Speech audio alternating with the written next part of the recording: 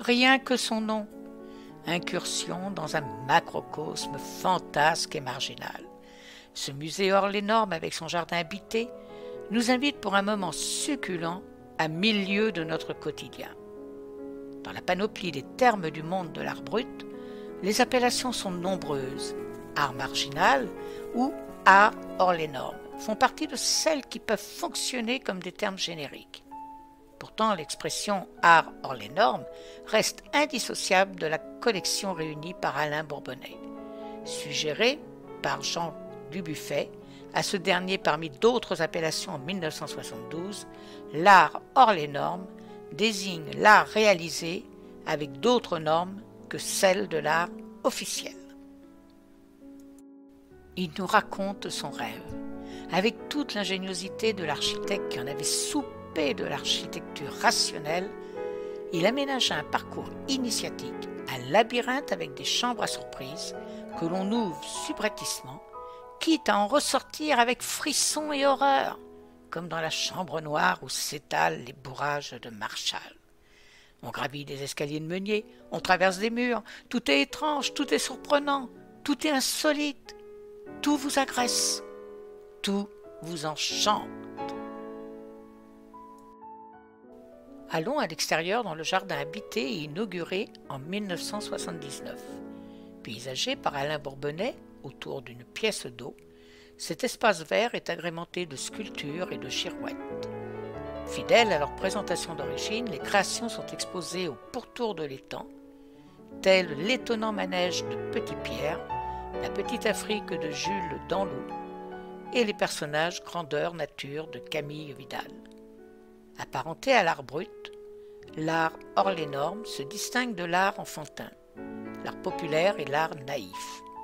Il ne se confond pas avec l'art des enfants, car la plupart du temps, les créateurs produisent à l'âge adulte, voire à partir de la retraite. S'il fait écho à l'art populaire, il s'en démarque puisque les créations ne s'inscrivent pas dans une culture ou une tradition donnée, mais bien dans une vision personnelle et singulière. Découvrons l'incroyable manège de Petit Pierre, garçon vacher du Loiret. Né avec une déformation faciale, Petit Pierre n'avait ni palais, ni pavillon d'oreille, ce qui laissait à penser qu'il était sourd et muet. Cependant, même si la communication était difficile, il disposait de toutes ses capacités intellectuelles. Ça couine, ça grince, ça racle, et c'est une véritable merveille visuelle et sonore que le manège de Petit Pierre. Fabriqué pendant un demi-siècle à partir de bouts de tôle, de morceaux de fer blanc récupérés, de boulons, de débris de métaux, ce manège, ainsi nommé par son créateur, tient plus du spectacle total que de la mécanique foraine. On y pénètre par une sorte de petit sas qui fait aussitôt basculer le visiteur dans un univers parallèle entièrement animé. Entouré de machines mouvantes et bruyantes, on découvre alors un univers campagnard et onirique, réel et rêvé, authentique et farceur, rempli de personnages rigolards et d'animaux facétieux.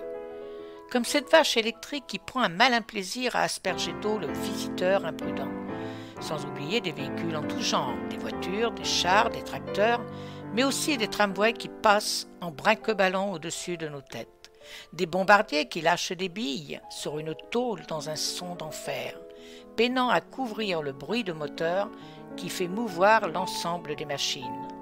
Le tout étant dominé par une immense tour Eiffel de 23 mètres de haut. Les visiteurs viennent découvrir ce lieu unique et festif, une bouffée d'art frais. On ressort transformé par la poésie magique de la création franche. Le lieu porte bien son nom.